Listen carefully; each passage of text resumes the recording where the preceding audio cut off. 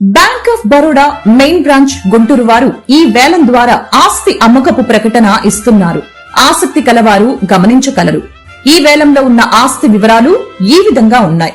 గుంటూరు జిల్లా నల్లపాడు పరిధిలో survey number 606లోని 3 ఎకరముల 49 సెంట్లలో శ్రీలక్ష్మి కాటన్ ట్రేడర్స్ మరియు శ్రీ వెంకటేశ్వర ఎంటర్ప్రైజెస్ కి చెందిన ఇండస్ట్రియల్ భూమి మరియు భవనములు అమ్మకమునకు కలవు. రిజర్వు ధర 12,20,20,245 రూపాయలు. ధరావత్తు 1,20,52,024 రూపాయలు. బిడ్ పెంపుదల 20,000 రూపాయలు. ఆసక్తి కలవారు ఈ ఆస్తిని సెప్టెంబర్ 6వ తేదీ 2025 ఉదయం 11 గంటల నుంచి సాయంత్రం 6 గంటల లోపు తనిఖీ చేసుకోవచ్చును. ఈ వేలం సెప్టెంబర్ 9, 2025 మధ్యాహ్నం 2 గంటల నుండి సాయంత్రం 6 గంటల వరకు జరుగును. పూర్తి వివరాలకి సంప్రదించండి. Bank of Baroda main branch Guntur. Cell number 8975513906.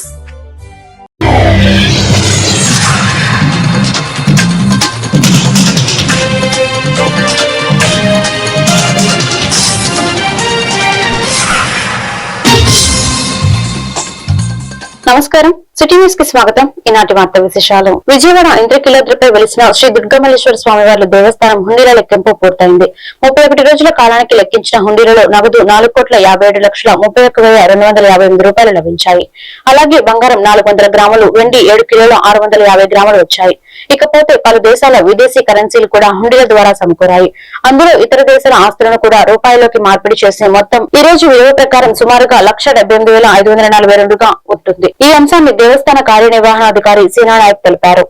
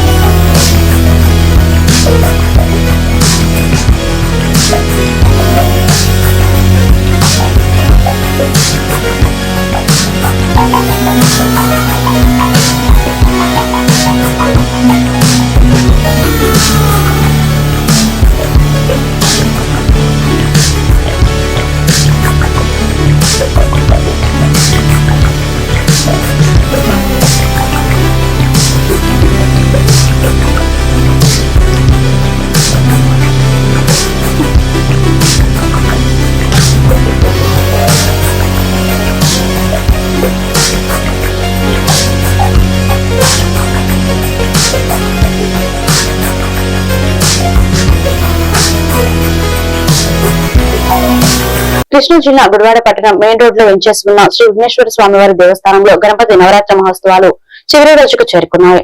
ఈ రోజు స్వామివారి శ్రీ శేష గణపతి అలంకారంలో భక్తులకు దర్శనమిస్తున్నారని, స్వామివారికి వేద పండితులు ధూప నైవేద్యాలతో విశేష పూజా కార్యక్రమాలు నిర్వహించారని దేవస్థానం చైర్మన్ సానె రాజేష్, ఈవో యార్లగడ్డ వాసు తెలియజేశారు. 6వ తేదీ ఉదయం 10 గంటలకు స్వామివారి ఉత్సవ లడ్డు బహిరంగ వేలపాట, 3 గంటలకి మేళతాళ మధ్య స్వామివారి ఉత్సవ విగ్రహం నిమజ్జనం ఊరేగింపు జరుగుతుందని, పట్టణ ప్రజలు భక్తులు పెద్ద ఎత్తున నిమజ్జన ఊరేగింపు కార్యక్రమంలో పాల్గొని స్వామివారి కృపా కటాక్షములకు పాత్రలు కావాలన్నారు. కమిటీ సభ్యులు వీరమాచనేని శైలజ, పంచమర్తి శ్రీనివాసరావు, విజయలక్ష్మి, శారద, దుర్గా భవాని సభ్యులు పాల్గొన్నారు.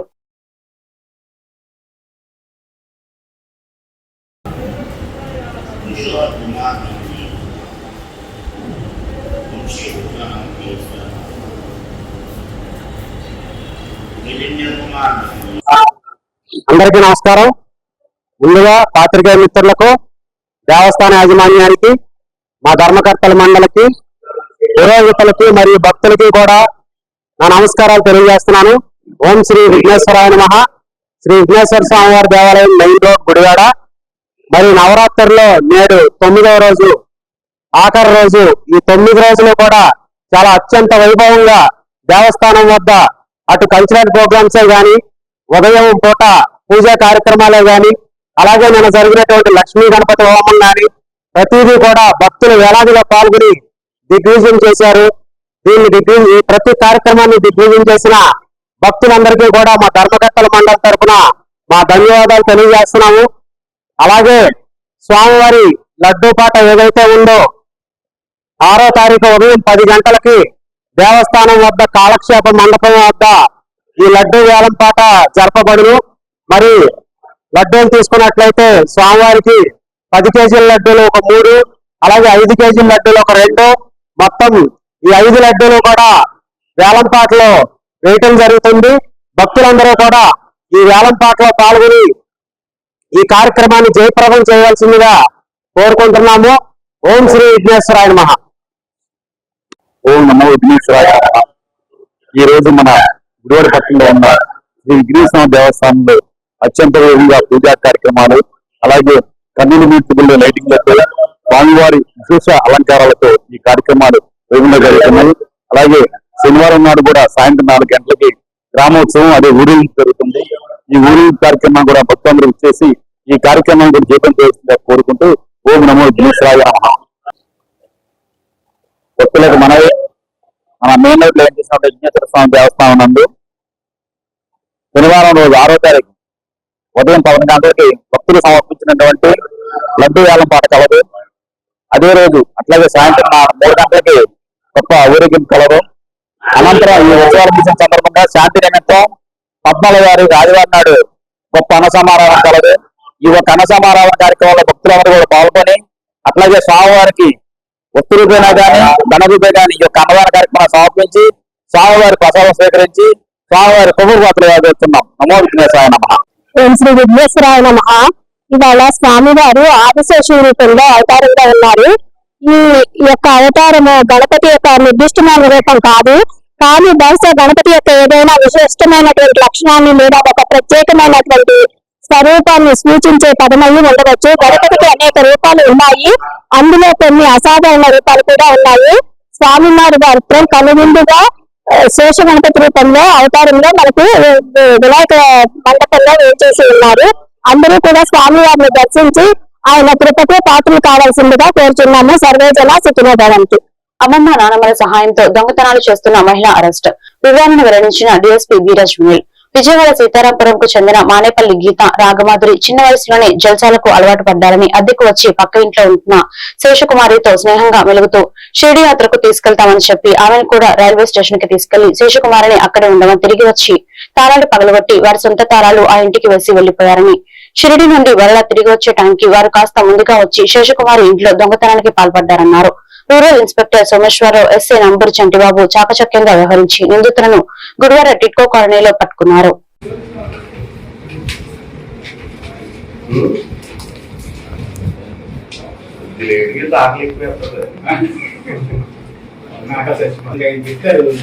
ఆయన మధ్యాహ్నం భోజనం టైం పెడతారు, మధ్యాహ్నం భోజనం టైం పెడతారు, సాయంత్రం టీ టైం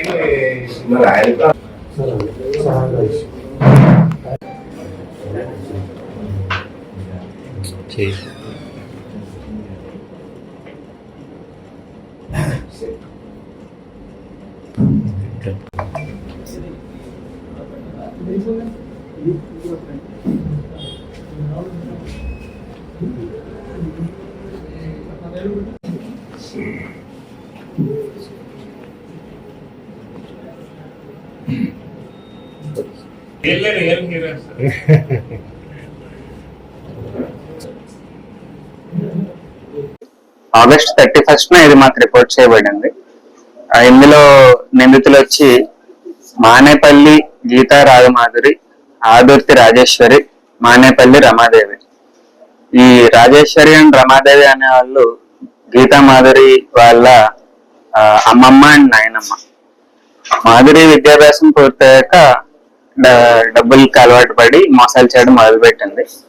అందులో భాగంగానే చిలకలపూడి పోలీస్ స్టేషన్ లో 2 కేసులు, సూర్యారావు పోలీస్ స్టేషన్ విజయవాడలో 1 కేసు ముందే నమోదై ఉన్నాయి. వీళ్ళు ఏం చేశారంటే ముందే 4 నెలల ముందు ఇండ్లు అద్దెకు కావాలని చెప్పి ఒక అడ్వాన్స్ టోకెన్ అమౌంట్ 7,000 పే చేసి, తర్వాత రీసెంట్ గా వచ్చి ఇంకొక 3,000 పే చేసి టోటల్ 10,000 ఈమెను నమ్మించి తీర్థయాత్రలకు తీసుకెళ్తా అని చెప్పి మొదట ద్వారకా తిరుమలకు తీసుకెళ్లారు కారు ద్వారా. ఆ తర్వాత షిరిడికి తీసుకెళ్లారు బై ట్రైన్. షిరిడికి తీసుకెళ్తా అని చెప్పిన టైంలో ఏదైతే ట్రైన్ మిస్ అవుతా అని చెప్పి గబగబా తీసుకెళ్లి ఆ తర్వాత వెనక్కి వచ్చి ఇంటి తాళం పగలగొట్టి వాళ్ళకి కావాల్సిన తాళం వేసుకుని వెళ్ళిపోయారు. విజయవాడ వెళ్ళాక తిరిగి వస్తున్నప్పుడు విజయవాడలో ఆగి వీళ్ళు ముందు చేరుకొని బీరువాతో సహా బీరువాలో ఉండే అన్ని ముందే తీసుకుని పరారయ్యారు. ఇందులో భాగంగా నిన్న టిట్కో కాలనీలో క్రెడిబుల్ ఇన్ఫర్మేషన్ ప్రకారం వీళ్ళు అక్కడ ఉన్నారని నిన్న వీళ్ళని అరెస్ట్ చేయడం జరిగింది.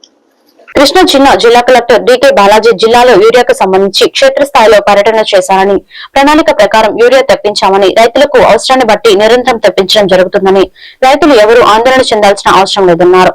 గుడివాడ నెహ్రూ చౌక్ లో ఉన్న మన గ్రోమర్ ఫెర్టిలైజర్స్ కేంద్రాన్ని ఆకస్మిక తనిఖీ నిర్వహించి రైతులతో మాట్లాడారు. గత సంవత్సరం ఆగస్టు నాటికి 27,000 మెట్రిక్ టన్నుల యూరియా అమ్మకాలు జరిగాయని, ఈ సంవత్సరం కూడా అంతే యూరియా అందుబాటులోకి వచ్చిందని, యూరియా కొరత లేదని, రైతులు ఆందోళన చెందాల్సిన అవసరం లేదని స్పష్టం చేశారు.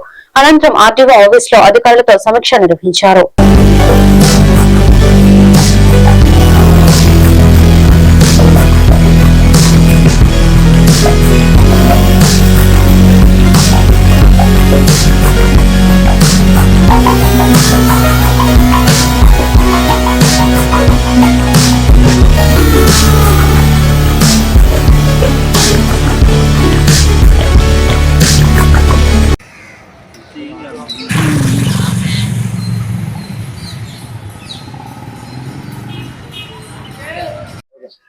కృష్ణా జిల్లాలో యూరియాకి సంబంధించి క్షేత్రస్థాయిలో పర్యటించడం జరిగింది. గుడివాడలో ఈరోజు నెహ్రూ చౌక్ లో మన గ్రోమర్ సెంటర్ కూడా చూడడం జరిగింది.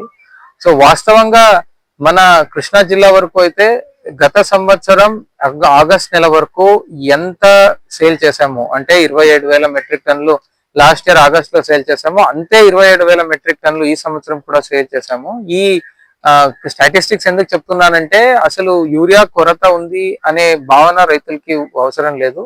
మేము సోయింగ్ సీజన్ బట్టి ఎక్కడెక్కడ ఎంత యూరియా అవసరమో దాని గురించి ప్రణాళిక సిద్ధం చేసుకొని అక్కడికి యూరియా సరఫరా చేస్తున్నాము.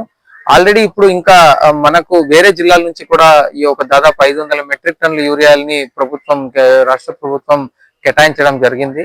దాంతో పాటు మనకు వేరే ఫర్టిలైజర్స్ కంపెనీస్ అన్ని కలిపి మళ్ళీ ఇంకా అదనంగా ఒక 2,500 మెట్రిక్ టన్నుల యూరియా ఇంకా 3-4 రోజుల్లో వస్తుంది.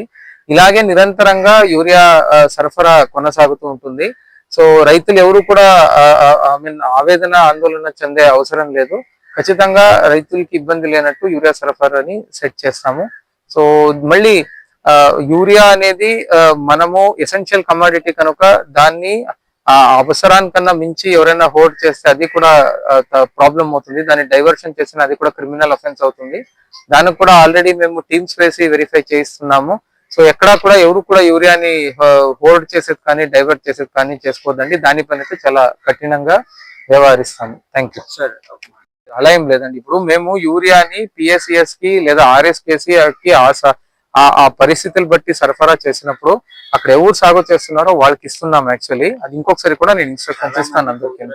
లేదంటే నేను మాట్లాడినప్పుడు అయితే కౌలు రైతులు సొంత రైతులు అనేది నా సొంతంగా చేసుకునే వాళ్ళు అనేది అయితే లేదు. బట్ అయినా మీరు నా దృష్టికి తీసుకొని వచ్చారు కనుక ఖచ్చితంగా అది కూడా ఇంకొకసారి మా ఫీల్డ్ లెవెల్ ఫంక్షనరీస్ కి ఇన్స్ట్రక్షన్స్ ఇస్తాను. లేదు డాక్యుమెంట్ సబ్మిషన్ ఎక్కడ అడగట్లేదండి. రైతు వస్తే ఆధార్ కార్డు తీసుకొని ఇచ్చేస్తున్నాము. లేదు నాకు తెలిసినంత వరకు నేను క్షేత్రస్థాయిలో తిరిగి అందరితో మాట్లాడినప్పుడు నాకు స్పందించిన రైతులందరూ కూడా చెప్పడం ఏమి అంటే ఎక్కడ కూడా ఆ మాట అయితే రావట్లేదు. బట్ అయినప్పటికీ కూడా మీరు నా దృష్టికి తీసుకొని వచ్చారు కనుక నేను ఒక్కసారి మాట్లాడి ఒకసారి మా క్షేత్రస్థాయిలో వాళ్ళు కూడా ఇంకొకసారి సెన్సిటైజేషన్ చేస్తాను. Thank you. గుడ్లవల్లూరు మండలం ప్రజెంట్ వ్యవసాయ పరపతి సహకార సంఘాల నూతన కమిటీ ప్రమాణ స్వీకారం కార్యక్రమానికి స్థానిక ఎమ్మెల్యే రాము ఇచ్చేశారు. ఎమ్మెల్యేకు గ్రామ కూటమి నాయకుడు భారీ బైక్ ర్యాలీతో గ్రామస్తులు రైతులు ఆత్మీయ స్వాగతం పలికారు. ప్రజెంట్ పాలకూరు డ్రైన్ కు మరమ్మతులు నిర్వహించి సమస్య పరిష్కరించినందుకు రైతులు ఎమ్మెల్యేకు ప్రత్యేక ధన్యవాదాలు తెలిపారు. ఎమ్మెల్యే మాట్లాడుతూ గ్రామాల్లోని రైతాంగ సమస్యలను పరిష్కరించడంలో సహకార సంఘాల కమిటీలుగా బాధ్యతలు చేపట్టిన ప్రతి ఒక్కరూ తమ పదవులను బాధ్యతగా భావిస్తూ రైతాంగానికి చేయూతనిచ్చే కార్యక్రమాలను నిర్వహించాలని సూచించారు. ఈ కార్యక్రమంలో AP state where housing corporation chairman రావి వెంకటేశ్వరరావు, జనసేన ఇన్ఛార్జ్ బోరగడ శ్రీకాంత్, పెద్ద సంఖ్యలో రైతులు గ్రామస్తులు పాల్గొన్నారు.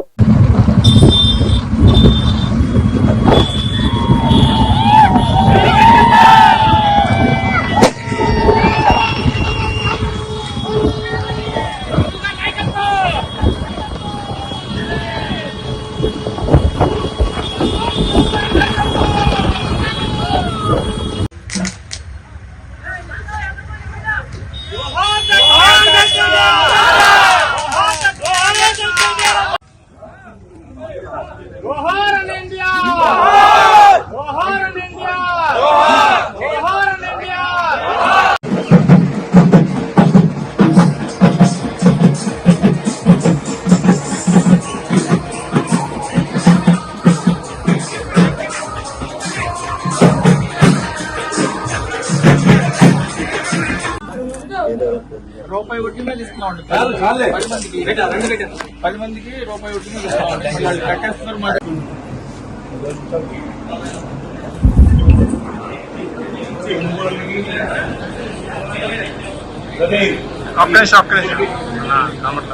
శ్రీకాంత్ అన్న ప్రాథమిక వ్యవసాయ సహకార మరమ్మతు సంఘం అధ్యక్షులు ఎన్నికైన బొప్పల సుబ్రహ్మణ్య గారికి, పెనుమాకి చిట్టుబాబు గారికి, సయ్యద్ కరీం గారికి అందరికీ శుభాకాంక్షలు తెలియజేస్తున్నాను.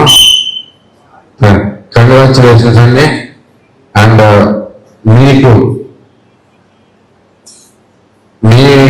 మీరు నా ఉద్దేశంలో ఈ పదవి మీకు అలంకారం కాదు, మీరే పదవికి అలంకారంగా ఉంటారని చెప్పి నేను భావిస్తా ఉన్నాను. ఎందుకంటే ఇది నేను ఎప్పుడూ చూశాను, సర్ప్రైజ్గా ఉంది. 1912లో అంటే 113 సంవత్సరాల చరిత్ర ఉందంటే 12 PSSకి. అంటే ఎంత లెజెండ్. ఇప్పుడు మనకి నాకింత ముందు ఎందుకంటే ముందుగా ఉంది కౌతరం అనుకుంటా. కౌతరంలో బాగా ఉన్నవాళ్ళు, కానీ వాళ్ళు 25 కోట్లకి వెళ్ళిపోయారు టర్న్ ఓవర్. మీరు ఇంకా 5 కోట్లలోనే ఉంది. దాన్ని గట్టిగా మీరు పెంచాల్సిన అవసరం ఉంది అనేక రకాలుగా. మీరు ఇప్పుడు ఎందుకంటే ఏమాత్రం వాన పడినా కానీ ఆ చినుకులన్నీ మీకు వచ్చే దారంతా తెల్లగా కనపడతా ఉంది, పచ్చగా కనపడుతుంది. ముందు తెల్లగా కనపడతా ఉండేది ఎప్పటింత. ఈసారి వచ్చేటప్పుడు చూస్తూ ఉంటే నాకు ఆశ్చర్యం వేసింది.